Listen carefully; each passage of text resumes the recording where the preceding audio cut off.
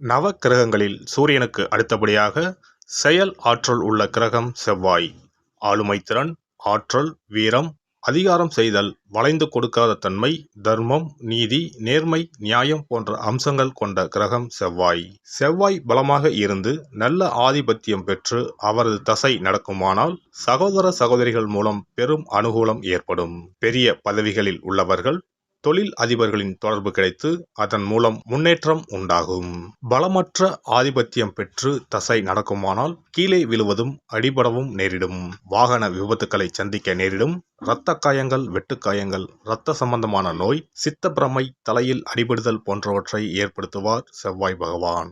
வீண் வழக்குகள், சண்டை சச்சரவுகள், மறைமுக நேர்முக எதிரிகள், பொருள் களவு போகுதல், செய்தொழில் வியாபாரத்தில் திடீரென்று பெருத்த நஷ்டம், அரசாங்க கெடுபிடி, பதவி இறக்கம், மறைந்து வாழும் சூழ்நிலை என்று பலவகை இன்னல்களை உருவாக்குவார். செவ்வாய் முதலான தோஷங்கள் அனைத்தும் நீங்க அவரின் அருளை முழுவதும் பெற செவ்வாய்க்குரிய அதிதேவதையான முருகனை வழிபடுவதும், கோதுமை ரொட்டி, வெள்ளை எள் கலந்த இனிப்பு பலகாரங்கள், துவரை போன்றவற்றை ஏழைகளுக்கு தானம் கொடுப்பதும் நல்லது.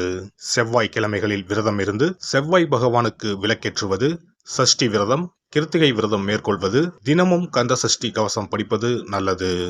மேலும் செவ்வாய்க்குரிய கல்லான பவளக்கல்லை மோதிரத்தில் பதித்து அணிவது, சிவப்பு நிற ஆடையை அணிந்து கொள்வது, செப்பு பாத்திரங்களை உபயோகிப்பது போன்றவற்றால் செவ்வாயால் உண்டாகக்கூடிய தோஷங்கள் குறையும். செவ்வாய் பகவானுக்கு செய்யும் பரிகாரங்கள் அனைத்தும் முருகனுக்கு உகந்தது என்பதால் முருகனின் திருவருளும் கிட்டும். திருமண வாழ்க்கையில் செவ்வாய் பகவானுக்கு முக்கிய பங்கு உண்டு. திருமணத்துக்கு வரன் பார்க்கும் போது பிள்ளைக்கோ அல்லது பெண்ணுக்கோ செவ்வாய் தோஷம் இருக்கிறதா என்றுதான் முதலில் கேட்பார்கள். அந்த அளவுக்கு செவ்வாய் தோஷம் மிகவும் முக்கியமானதாக பார்க்கப்படுகிறது. ஒருவரின் ஜனன ஜாதகத்தில் லக்னம், சந்திரன், சுக்கிரன் ஆகியோருக்கும் செவ்வாய் இருக்கும் இடத்துக்கும் உள்ள தொடர்பை கொண்டுதான் செவ்வாய் தோஷம் ஒருவரின் ஜாதகத்தில் எந்த அளவுக்கு வலிமையாக இருக்கிறது என்பதை கணிக்க முடியும்.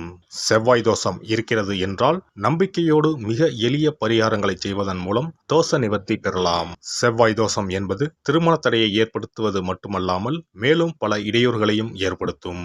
எனவே செவ்வாய் பகவானை செவ்வாய் தோறும் செவ்வாய் ஹோரையில் வழிபடுவதும், செவ்வாய்க்குரிய கடவுளான முருகப்பெருமானை 9 நெய் தீபம் ஏற்றி வழிபடுவதும் செவ்வாய் தோஷத்தினால் ஏற்படக்கூடிய அசுப பலன்களின் தாக்கத்தை பெரிதும் குறைக்கும் என்பது ஐதீகம். செவ்வாய் தோஷம் ஒருவருக்கு இருந்து ஒருவருக்கு இல்லை என்றால் திருமணம் செய்யக்கூடாது என்பது சாஸ்திரம்.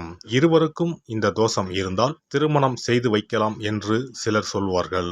ஆனால் பொதுவாக தோஷம் ஒருவருக்கு இருந்தாலும் சரி அல்லது இருவருக்குமே இருந்தாலும் சரி, தக்க ஜோதிடர்களை ஆலோசித்து முறைப்படி பரிகாரங்கள் செய்வதுதான் சரி. செவ்வாய் தோஷத்தால் திருமண தடை உள்ளவர்கள் வைத்தீஸ்வரன் கோவிலுக்கு வந்து அரச மரத்தடி விநாயகர், ஆதி வைத்தியநாதரை வழிபட்டு ஆலமரத்தை சுற்றி வர வேண்டும். வைத்தியநாத சுவாமி, தையல்நாயகி அம்மன், செவ்வாய்க்கு அதிதேவதையான முருகப்பெருமானை வழிபட வேண்டும். சன்னதியில் உள்ள செவ்வாய் பகவானுக்கு சிகப்பு வஸ்திரம் சாத்தி அபிஷேகம் செய்து பரிகாரம் செய்ய தடைகள் நீங்கும்.